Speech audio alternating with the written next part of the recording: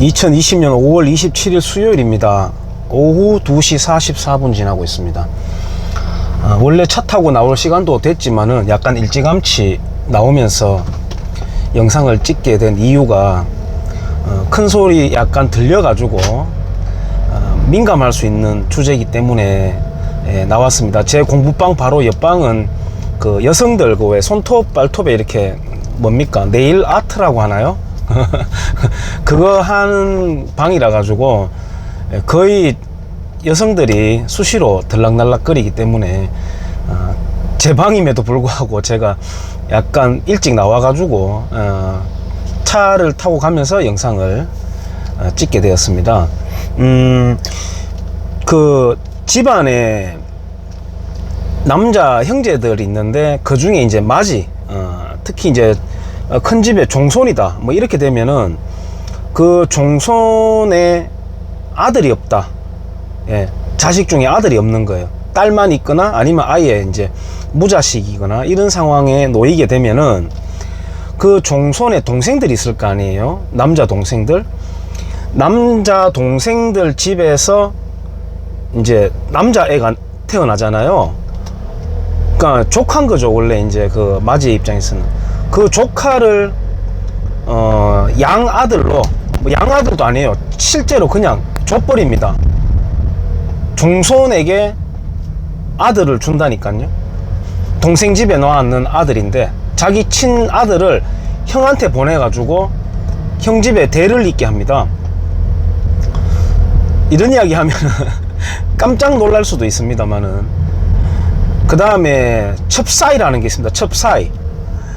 뭐 어제 아래 왜 그 윤미향 기생충 촌충 사건 때문에 그 할머니, 위안부 할머니가 나오셔가지고 그 기자회견을 하면서 저는 뭐 거기에서 좀 유감스러운 부분도 있습니다만은 약간의 소득도 있다고 봐요. 왜냐하면 정신대와 위안부를 구별 못하는 한국 사람들이 많았지 않습니까? 아무튼 그 이야기를 하면서 정신대를 언급하면서 공자 같은 사람들이다. 공장 보고 이제 이형 받침을 빼버리고 공자 이렇게 하거든요, 경상도에서는. 그래서 첩상이라고 합니다. 첩상이를 첩사이 이렇게 불렀습니다. 이제 세컨드 뭐 이렇게 가는 이제 첩을 말하는데요. 최근에 왜 보면은 그 김희애 씨가 나오는, 김희애 씨 연기력 정말 쩔죠.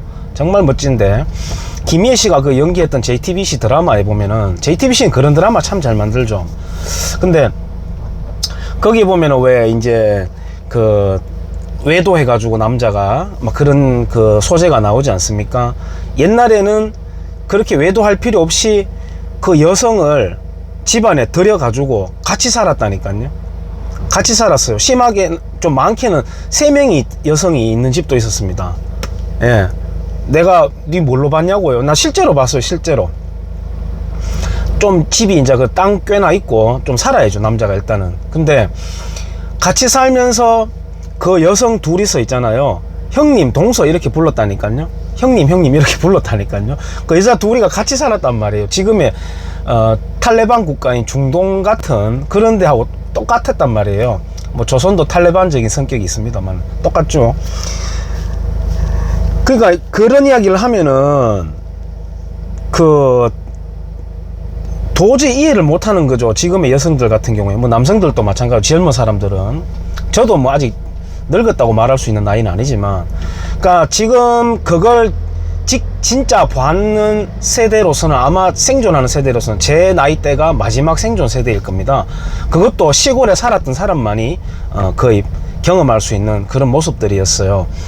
그 양자 보내는 거 있잖아요. 그거는 당장에 우리 그 외갓집이 그랬습니다. 예, 큰 외삼촌 집에 셋째 외삼촌의 아들이 거기 가서 아들로 살고, 예, 그랬습니다. 지금도 살고 있습니다. 아버지 부르고 그랬습니다. 성매매 이야기를 또 하면요, 우리 도장에도 지금 20대 여자 사범님이 있는데요. 제가 이야기를 들려주면요, 한번 우연하게 했는데 집에 가다가 깜짝 놀라더라고요. 뭘 놀라느냐? 야, 지금도 베트남, 필리핀에 가면은 자기 딸을 아버지가 오토바이에 뒤에 태워가지고 호텔에 데려다 준다. 거의 공식적인 외화벌이 사업이다. 딸을 데리고요. 아버지가 딸을 데리고 성매매하라고 숙소에 데려다 주고 간다니까요. 진짜요. 뭐 아시는 분들은 아시겠지만 20대 여성들한테 이런 이야기 하면 소스라치게 놀라죠. 예, 깜짝깜짝 놀랍니다. 동남아가 아니라 당장 지금 뭐 북한에 어떻습니까? 북한의 10대 여자아이들이 340만원대, 300만원, 400만원대 중국의 늙은 아저씨들한테 팔려가고 있지 않습니까? 베네수엘라 어떻습니까? 경제가 폭망하니까 여성들이 몸을 이용해 가지고 돈을 버는 거죠. 네, 그런 겁니다. 엊그저께인가요? 제가 신문에서 경향신문이었나 한국일보인가 모르겠습니다. 하여튼 좌익 언론 신문이었는데 여성단체인데 나와가지고 하는 말인즉 국방비를 줄이고 뭐 여성 인권에 대해서 뭐 어떻게 하자 이렇게 하는 피켓을 들고 있는 모습을 제가 봤습니다만 정말 철딱선이 없죠. 나라가 어렵게 되면은 여자들의 존재가 어떻게 되는지 여성과 아이들이 가장 개고생하거든요. 그러니까 이게 앞뒤가 없이 정말 천둥 벌거숭이처럼 날뛰는 겁니다. 그 철딱선이들이. 제가 그걸 보고 참 어이가 없었는데요. 위안부 문제도 마찬가지입니다. 그 최근에 그 할머니 기자회견 하면서 할머니가 그 어려운 시대를 살아낸 그 각고의 그 스토리야 정말 눈물 없이 들을 수 없는 그런 애증이 가는 그런 할머니들의 인간사지만은요, 인생사지만 좀 유감스러운 부분은 영화에서 묘사되듯이 군인에 의해 가지고 인간 사냥당하듯이 그렇게 끌려가는 거는 그런 건 없다. 그리고 조선인 브로커가 속였다. 이 정도까지만 말해줬어도 참 좋았지 않을까. 영화 가지고 역사 배우지 말라. 그 할머니도 말씀하시잖아요. 이제 한국과 일본의 학생들이 서로 친하게 되어가지고 진실에 대해서 공부한다. 배워야 된다. 이러더라고요, 할머니께서. 배워야죠. 그러니까 배워야 되는데 좀 더 진실을 할머니께서 말씀해 주셨어도 거기에서 또 국민들이 학습을 하게 되고 실상을 제대로 느끼게 되고 위안부는 당시에 임금이 얼마나 고임금을 받았는지도 좀 알게 되고 그래도 할머니들을 욕보일 사람 없습니다. 이제 대한민국에서는 그 정도는 저는 충분히 받아들일 수 있다. 할머니들 참 어려운 시대를 살아내셨군요 하고 할머니들을 조롱하거나 모욕할 사람 없습니다. 한국에도. 그러니까 이제 좀 유감스러운 거죠. 그런 기자회견에서 할머니의 반응은. 하지만 할머니께서는 나 군인에 의해서 잡혀갔다라는 말조차는 안 했어요. 그러니까 가게 된 동기 자체를 말 안 했기 때문에 뭐 그건 그 정도로 뭐 만족을 해야 될까요? 하여튼 그렇고요. 제가 그 종손 집안에 밑에 동생들을 놓은 아들을 보낸다는 이야기, 첩사이를 집에다가 같이 들여가지고 살았다는 이야기, 뭐 동남아의 성매매 이야기, 이런 걸 제가 이야기했습니다만 지금 이런 영상은 저는 10대 20대가 좀 봤으면 좋겠거든요, 사실은. 근데 그걸 누가 탓합니까? 그 시대 상인데. 예를 들어서 지금 주부들이, 즉 젊은 주부들이 미세먼지 하나라도 방에 들어올까 봐서 공기 정화기를 막 들여다 놓잖아요. 예전에 어른들이 보기에는 정말 야 포실합다, 별나다 라고 말할 수 있죠. 근데 그것도 역시 지금 시대 상이에요. 지금 경제력 이만큼 성장한 대한민국이 그러면 지저분하게 그렇게 살 수는 없는 거 아니겠습니까? 그러니까 지금 포실아운 주부들이라고 나무랄 수 없듯이 예전에 어른들이 살아낸 인생 역경들도 우리가 고스란히 오롯이 존중하고 받아들이는 거죠. 야, 그때 왜 그렇게 살았어요? 첩상이하고 같이 산다고요? 형님 동서라고 불러가면서? 그렇게 어른들을 욕보일 필요도 없습니다. 그래서 그때나 지금이나 모든 게 체화된 우리네 삶입니다. 제가 그러잖아요.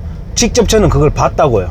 그리고 우리 외갓집에 외삼촌, 큰 외삼촌 집에 셋째 외삼촌의 아들이 양자로 들어가고 그랬단 말이에요. 지금 그 끝세대입니다. 경험한 끝세대로서 제가 10대 20대들에게 이런 이야기를 참 전해주고 싶습니다. 그래서 할머님들이 진정 역사의 매듭을 짓고 새로운 건설적인 단계로 미래로 나아가기 위해서는 또 좌익 진영에서 계속 할머님들을 그렇게 정말 서커스 끌고 다니는 원숭이, 곰 이런 것으로 부려먹지 않도록 하기 위해서라도 할머님들이 좀 진실을 마지막에 이제 몇 분 안 남으셨잖아요. 예, 끝나기 전에 꼭 좀 총기가 아직 남아 있으실 때 그런 이야기를 해주면 어떨까 하는 내심 기대를 했습니다만 그것까지는 아직 도달하지 않았습니다. 지금도 정미양이라고 하는 그 촌충 같은 인간의 그 회계 부정 이야기만 하고 위안부 실상에 대해서 접근까지는 못하게 계속 울타리를 치고 있거든요. 왜? 계속 그걸로 재미 봐야 되고 그걸로 계속 한일 관계 금각에 파탄 내야 되기 때문에 그렇습니다. 그래서 할머님들이, 당사자들이 총기 있을 때 좀 정언을 해주면 어떨까 하는 그런 이야기를 제가 겪었던 어떤 여러 가지 지금 생각하면은 뜨악할 그런 시대상을 같이 곁들여 가지고 한번 말씀드려 봤습니다. 예, 감사합니다.